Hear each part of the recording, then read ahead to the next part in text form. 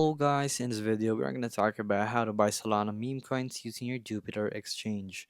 So either you will have to use the application that is given by Jupe, so you can download this in your app store or whatsoever. There you go. So I have this, so mine needs an update, so I will update it real quick while we are actually using the OG version, which is here in Phantom Wallet, which you have a browser built in, secured for actually using Jupiter Exchange and Radium Exchange or whatsoever.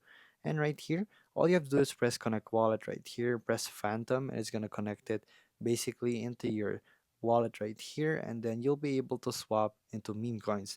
So you're going to sell Sol for a certain type of meme coin right here. So let's just say we are going to go with Griffin right here.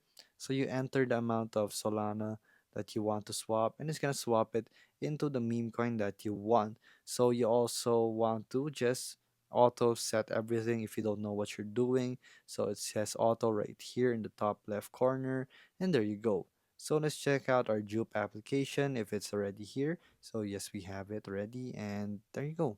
It's just the same thing. Select the actual asset, and there you go. If this video was helpful, please hit the like button and don't forget to subscribe.